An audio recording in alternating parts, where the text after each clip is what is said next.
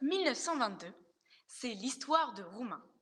De pauvres Roumains nés à la campagne, des Roumains alcooliques, des Roumains en fait.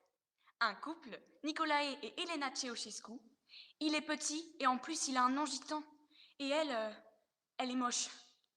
Des Roumains en fait. Lui, il est bègue, mais plutôt bègue, genre vraiment bègue. Et elle se fait têche dans toutes les matières, nulle, mais plutôt nul, genre. Bref, c'est leur histoire qu'on vous raconte, leur destin. Un bègue et une ratée à Bucarest.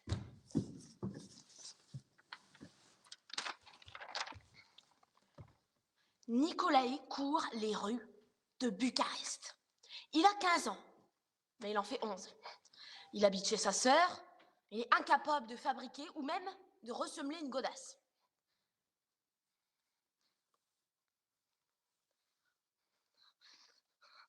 Il est violent, il est brutal, il est colérique. Il traîne, il s'embrouille, il fait le coup de poing. Tout le monde le déteste. Mais il aurait pu faire une belle fin. Poignardé dans une rixe en gitan. Mais il n'a aucune conviction. Il ne lit jamais rien. Il n'étudie jamais rien. Il se demande s'il vaut mieux rejoindre les jeunesses fascistes de la garde de fer ou les organisations des jeunesses communistes. Bon, il finit par choisir un peu par hasard. Ou alors c'est à cause de la sœur du mari de sa sœur, c'est-à-dire sa belle-sœur, qui elle a déjà réussi à convertir son mari, autrement dit son beau-frère, enfin, bref. Il finit par choisir les jeunesses communistes. Bon, de toute façon, il y a tellement peu de monde au Parti communiste roumain qu'on peut pas se permettre de refuser les postulants, hein. Même si les postulants sont pas des flèches. Ah, pas des flèches. À 17 ans, Nicolae se fait ramasser par les cognes au milieu d'une bagarre de rue. On le colle au trou. 1940, c'est la guerre. À peine libéré, il est dénoncé au service anticommuniste de la police roumaine.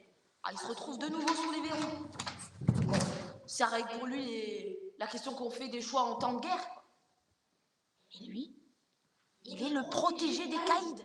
Le type, pas idée qu'on prend sous son aile, précisément parce qu'il n'y a rien à apprendre de lui, rien à en tirer, rien à gagner. C'est de la bonté pure pour les déshérités. C'est désintéressé comme l'amour. C'est de la charité communiste. Un rôle de capot dans lequel il engage son cœur et son âme. Notre cher souverain, Carole. D'ailleurs, il est en cavale, notre cher souverain Carole, oui. Et c'est son fiston, Michel, qui a repris le trône. Oui, mais bon, lui, il a 18 ans et le trône vaut pas un clou, alors. Voilà. Voilà comment on en est arrivé là. Avec Antonescu au pouvoir. Quand le siège est vide, qui c'est qui s'y met? Les militaires, parce qu'ils ont des flingues.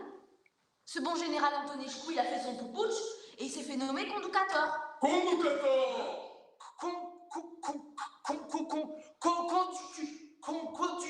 Conducator. Et le mot conducator cogne et rebondit à l'intérieur du crâne de Nicolae. Conducator, il a tous les pouvoirs. Après la prison d'Oftana, Nicolae est transféré dans la prison de Tirgugiu.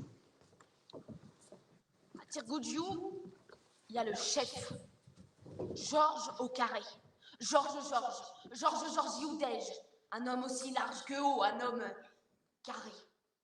Ancien cordonnier, il est comme moi. À Tirgugiu, on dirait un monastère. Des cellules et toute la journée l'étude de textes sacrés. La Bible marxiste-léniniste. La grande industrie, libérée du joug de la propriété, s'étendra dans de telles proportions que son extension actuelle paraîtra aussi mesquine que la manufacture à côté de la grande industrie moderne. La grande industrie. Libérée. Libérée du joug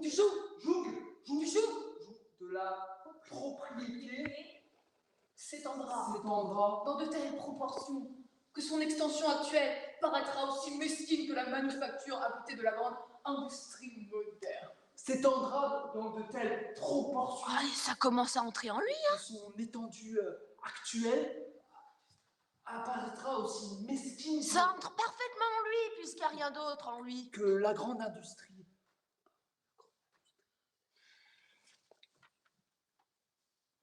Juin 1944. Georges s'évade de la prison de Tirgoudjou.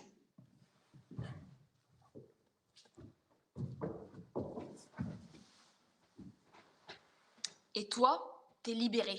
Moi? Bah oui, toi. J'aurais préféré que tu t'évades, hein. L'évasion, c'est quand même autre chose. Les dieux de la guerre. Penche de plus en plus pour les Russes. Le 23 août 44, Le roi Michel fait venir le maréchal Antonescu, conducateur, et lui demande de couper les ponts avec l'Allemagne. et de se rendre à l'Union soviétique Et comme Antonescu refuse, le roi Michel le fait arrêter. et constitue un gouvernement d'union nationale. C'est le coup d'État du 23 août Antonescu est jugé en mai 1945. et condamné à mort.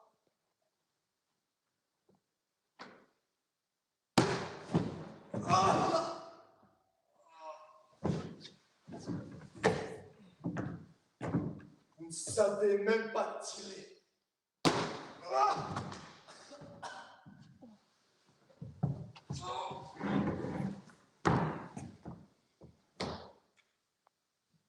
Viviti, morte, morte, mi- Ah!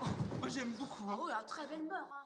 Oh non, mais on aimerait tous avoir la présence d'esprit de sortir un truc comme ça, quoi. Vous ne savez même pas tirer.